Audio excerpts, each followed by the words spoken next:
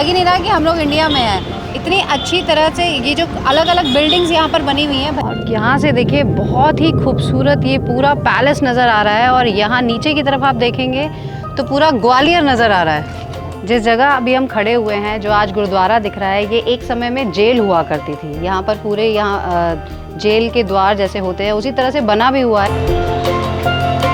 गर्मा गर्म बेड़ी पूरी और dhokla. Good morning everyone, welcome back to OT expert.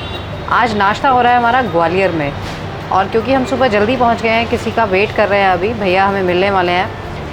बेड़ी पूरी देख के मन कर रहा है मेरा खाने का, लेकिन स्टमक थोड़ा अपसेट था, इसलिए मैं सोच रही थी कि ढोकला खाते हैं। थोड़ा सा टेस्ट तो करना बनता है, क्योंकि हर जगह का जिस तरह से लोकल फूड फेमस होता है, यहाँ पर ढोकला एंड ऑल तो है ही। बेड़ी पूरी यहाँ से शुरू हो जाती है, क्योंकि पीछे हमें झांसी में पूरी वूरी ज़्यादा देखने को नहीं मिली। वहाँ पे समोसे कढ़ी के साथ और जलेबी, इस तरह की चीज़ें थी वहाँ। यहाँ पर हमें बेड़ी पूरी, कचौरी और ढोकला। तो आइए ब्रेकफास्ट करते हैं, और उसके बाद यहाँ पर ग्वालियर का फोर्ट जो बहुत फेमस भी है और आप लोगों ने हमें बोला भी है कवर करने के लिए, फिर वहाँ चलते हैं।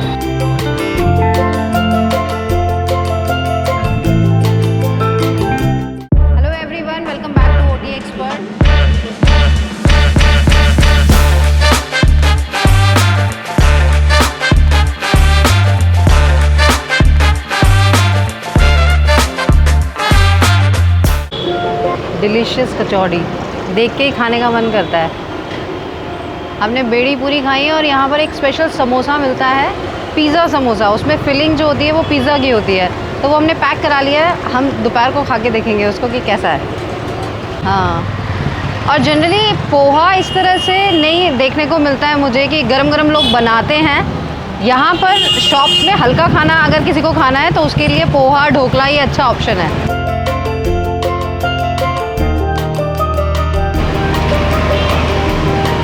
और देखिए जलेबी किस तरीके से इन्होंने पैक की है। पत्ते वाले ये दोने हैं, और ऊपर से एक पैसा दोना लगा के पेपर से लपेट के बड़े अच्छे से ऑथेंटिक स्टाइल में। मुझे पैकिंग ज़्यादा अच्छी लग रही है। तो पुनीत भैया हमारे साथ आ गए हैं, जिनका हम वेट कर रहे थे, और महाराज वाड़ा में हमें ये सबसे पहले लेकर आए हैं, जो देखते ही इतना सुंदर लग रहा है। लग ही नहीं रहा कि हम लोग इंडिया में हैं। इतनी अच्छी तरह से ये जो अलग अलग बिल्डिंग्स यहाँ पर बनी हुई हैं, भैया इनके बारे में हमें बताएंगे। अभी जो आप देख रहे हैं आपके सामने वो है आपका पोस्ट ऑफिस है हमारा। और जो पोस्ट ऑफिस है वो भी एक अलग तरीके की बिल्डिंग है। अलग अलग कंट्रीज़ की यहाँ पे बिल्डिंग्स बनाई गई हैं। अब लेफ्ट साइड में आप देख रहे हैं, यहाँ पे विक्टोरिया मार्केट पहले हुआ करती थी, ये विक्टोरिया बिल्डिंग कहलाती थी। अभी ये बंद कर दी थी, यहाँ पे एक बार आग लग गया था, तो वो भी रेनोवेशन में है। और अगर और लेफ्ट देखेंगे हम इधर, तो इस साइड आप देख पाओगे, यहाँ पे हमारा ग्वालियर का टाउन हॉल है। ये भी एक वीआईपी बिल्डिंग है, जब यहाँ पे कोई खास फंक्शन होता है तब इसे खोला जाता है। और इधर आप देखोगे तो इधर रोमन आर्किटेक्चर आपको देखने को मिलेगा।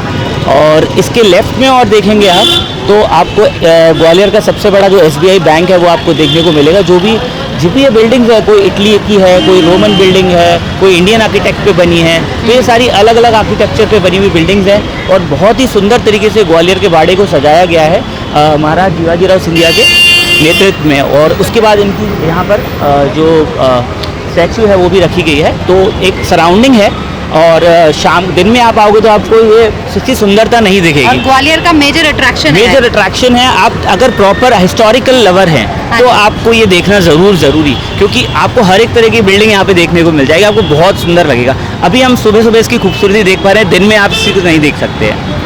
ये महाराज बाड़े से हम निकले हैं आगे अपने सफ़र की तरफ, और यहाँ पे आप देख पा रहे हैं ये जितनी भी मार्केट्स आप देख रहे हैं अभी सामने, ये अभी सराफा बाज़ार है। इसके आप दूसरी ओर जाएंगे, मतलब अगर दूसरी साइड से जैसे लौट के आएंगे, ये वन वे है, लौट के आएंगे तो हमें दौलतगंज मार्केट मिलेगी। तो सराफा बाज़ार में बेसिकली आपको पता है सोने चांदी का काम होता है, तो ये मेन बाड़े पे ही है, एग्जैक्टली बाड़े पे। अभी आप जो अपने सामने देख रहे हैं मंदिर, ये यहाँ का राम मंदिर है। बहुत ही खूबसूरत इसमें प्रतिमा है राम जी और सीता मैया की, और साथ में विष्णु मंदिर भी यहाँ पर है।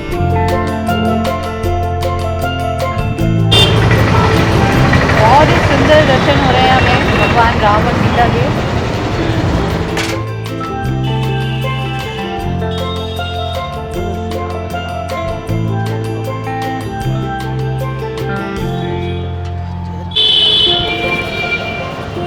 जय श्री राम। बहुत प्यारा मंदिर है ये।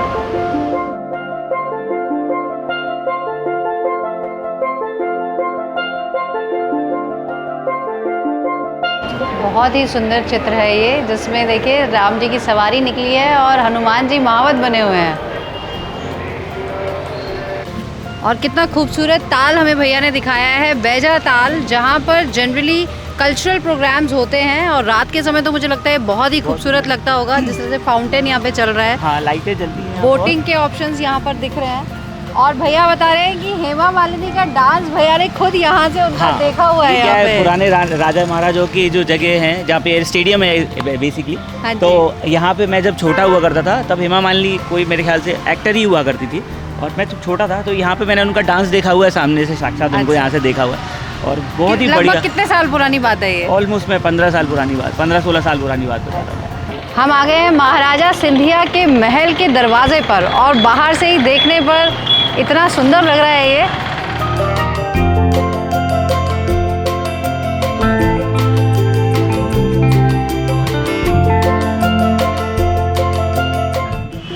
ये है जय विलास पैलेस, जो कि यहाँ ग्वालियर के महाराजा की प्रॉपर्टी है। और इसके जो 40 कमरों में ना इन्होंने म्यूजियम बना रखा है। मैं कहता हूँ अगर आप इसके 40 कमरे ही देख लेंगे ना, तो आपको 2 घंटा लग जाएगा। लेकिन टोटल 400 कमरे हैं। 400 कमरे हैं, और कुछ बेसिकली गवर्नमेंट डिपार्टमेंट्स को पीछे के साइड से दे रखे हैं, तो वो बंद है। अच्छा। और कुछ साइड में एक छोटा महल भी बना हुआ है, तो लोग म्यूजियम देखने जाते होंगे, टिकट लेके देखने जाते हैं। मैं कहता हूँ कि आप इंडिया में कितने भी म्यूजियम देखे हों, एक अगर ग्वालियर का म्यूजियम आपने नहीं देखा है या ग्वालियर का महल नहीं देखा है, अच्छा, तो अगर आपने कुछ नहीं देखा लाइक। अच्छा। मतलब अगर आप, वैसे मैं बचपन से आपको बताऊँ, मैं बड़ा एंथुसियास्ट होता था कि राजा महाराजा कैसे रहते हैं। तो मैं ग्वालियर में पैदा हुआ हूँ ना, मैंने ये चीज़ देख ली है ना, तो मुझे कहीं और जाके संतुष्टि नहीं आती कि यार ऐसे रहते तो फिर वैसे नहीं रहते होंगे। तो आपको मैं बताऊँ कि जो यहाँ पे आपने देखा होगा राजू चाचा मूवी में जो ट्रेन चलती थी ना चांदी, वो बटन दबाते थे तो वो खाना टेबल पे पहुंच जाता था। हाँ। तो वो एक्चुअल जो ओरिजिनल है, वो सिर्फ 2 ऐसी ट्रेनें बनाई गई थी, जो एक बकिंगम पैलेस में महारानी के पास है और एक सिंधिया परिवार में। तो आप यहाँ पे अभी आप अगर टिकट लेके यहाँ पे आओगे तो वो चीज़ आप देख सकते हो ओरिजिनलिटी में। और इसके अंदर एक बहुत बड़ा हॉल है, 150 फुट के लंबा चौड़ा, ऐसा काफ़ी लंबा चौड़ा है। उसमें उसकी जो आप दीवारों पे देखोगे ना, उसकी दीवारों पे सोना जड़ा हुआ बाकायदा। अच्छा, दिखता है? आप दिखता है, बिल्कुल सोना जड़ा हुआ है। इतनी सारी चीज़ें हैं यहाँ देखने के लिए, आप आएंगे तो ज़रूर देखिएगा।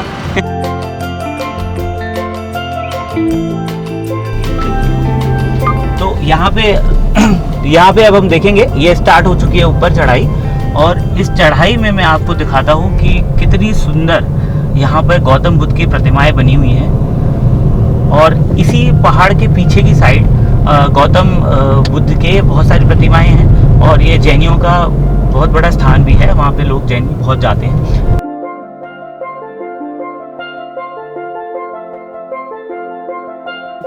बहुत सुंदर ये कलाकृतियाँ यहाँ पर दिख रही हैं हमें। जैन धर्म से रिलेटेड सारे ही जैन गुरुज यहाँ दिख रहे हैं, और गुफा की तरह ये एक प्रतीत हो रही है। यहाँ पर बेसिकली जैसे आप किले के ऊपर चढ़ोगे ना, तो ये पूरी जो पहाड़ी है, इसको काट के ना इन्होंने ऐसा बनाया हुआ है कि जिसमें जैन धर्म के ये जो गुरु हैं और इन सबको पूरा बनाया गया है। और इसके पहाड़ के पीछे की तरफ प्रॉपर इनका स्थान भी है, और इससे भी ऊंची ऊंची प्रतिमाएं वहाँ पे आपको देखने को मिलेंगी। चलिए चलते हैं।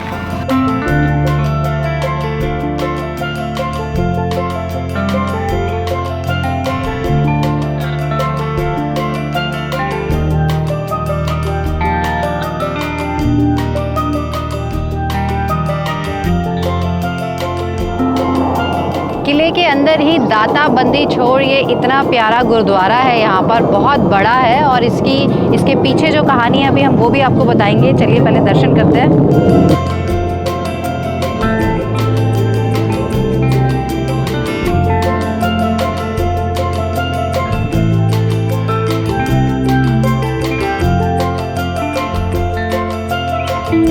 जिस जगह अभी हम खड़े हुए हैं, जो आज गुरुद्वारा दिख रहा है, ये एक समय में जेल हुआ करती थी। यहाँ पर पूरे जेल के द्वार जैसे होते हैं उसी तरह से बना भी हुआ है, लेकिन आज ये गुरुद्वारा है। और इसके पीछे जो कहानी है वो यही है कि मुग़लों के शासक जहांगीर ने 52 राजाओं को गेट पर बंदी बनाया हुआ था, और यहाँ साथ में 400 और कैदी भी थे। तो और यहीं पे जो सिखों के छठे गुरु हरगोविंद सिंह जी को यहाँ पर उन्होंने यहाँ पर तप किया था। लगभग 2 साल 3 महीने यहाँ पर उन्होंने तप किया था। और एक समय के बाद जब जहांगीर बहुत बीमार रहने लगे, वो ठीक नहीं हो रहे थे, तो उन्हें बताया गया, उनके पीर ने बताया कि आपने तो सिखों के गुरु को ही कैद किया हुआ है, तो आप कैसे ठीक हो सकते हो। तो जब उन्हें पता चला और हरगोविंद सिंह जी को जब उन्होंने छोड़ा, तो उन्होंने कहा मैं ऐसे तो अकेले नहीं जाऊँगा, यहाँ पर और भी बंदी हैं, तो मैं उन्हें भी साथ लेकर जाऊंगा। तो उन्हें कहा गया कि आप जितने अपने कली में पकड़ के साथ लेकर जा सकते हैं, उतनों को आप छुड़वा सकते हैं। तो उन्होंने जैसे ही पकड़ाया तो वो इतनी लंबी होती गई कली कि उन्होंने 52 राजाओं को तो कर ही लिया, बल्कि 2 उसमें से छूट गए थे। तो उन्होंने कहा आप हमें कब छुड़वाएंगे। तो जो कमर में जो 2 कली बंधी हुई थी, उन्होंने कहा ये मेरे लिए ज़्यादा बड़ी नहीं है, तो उन्होंने वो भी खोल दी और वो 2 राजाओं को भी उन्होंने छुड़ा लिया। साथ ही जो 400 कैदी थे उनको भी उन्होंने अपने साथ वो लेकर चले गए।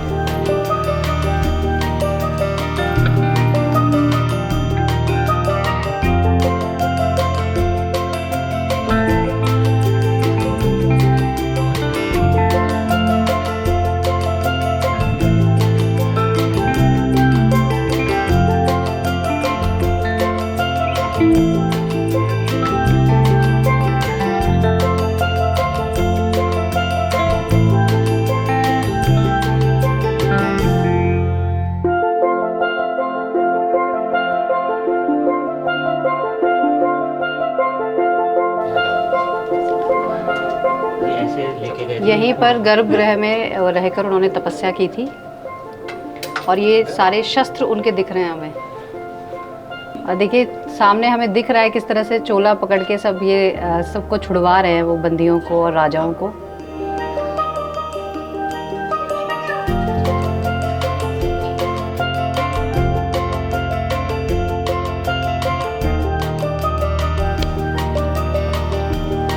और गुरुद्वारे के पीछे ही ये कुंड है, देखिए, जहाँ पर हरगोविंद सिंह जी स्नान किया करते थे।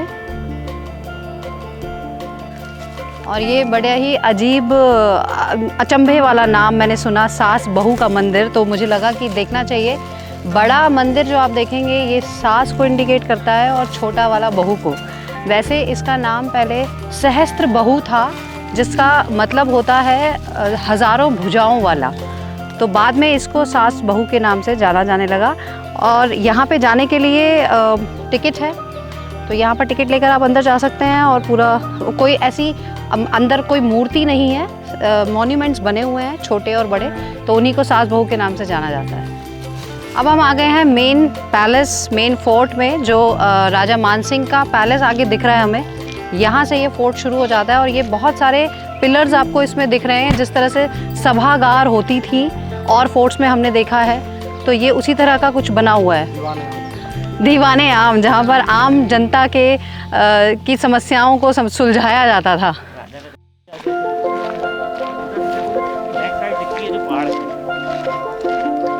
बहुत सुंदर कलर्स इसमें दिख रहे हैं, उस ज़माने के कलर्स हैं, बिल्कुल भी फेड नहीं दिख रहे हैं। ऐसे लग रहा है कि अभी बिल्कुल ताज़ा कलर किए हुए हैं। और यहाँ से देखिए बहुत ही खूबसूरत ये पूरा पैलेस नज़र आ रहा है। और यहाँ नीचे की तरफ आप देखेंगे तो पूरा ग्वालियर नज़र आ रहा है।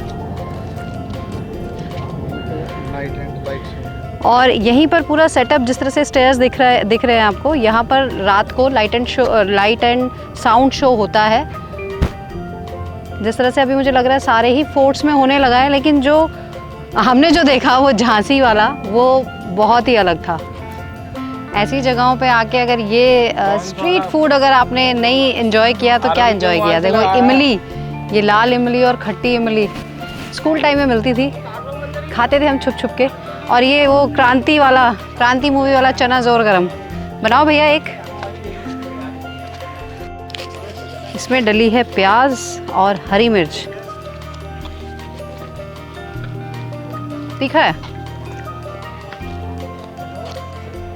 हितिका, देखिए आज ग्वालियर में हम लोग लंच कर रहे हैं अपनी ओटीए फैमिली के साथ। बहुत अच्छा लगा। एक बार हम लोग मिले थे बस ऋषिकेश में, आए थे सब लोग, सर आए थे, मैम आई थी, और बस हमें मिलके ही ऐसा लगा था कि अब हमारी एक फैमिली ग्वालियर में है, तो जब भी जाएंगे हम बिना मिले नहीं आएंगे। तो आज हमारा लंच इन्हीं के साथ है।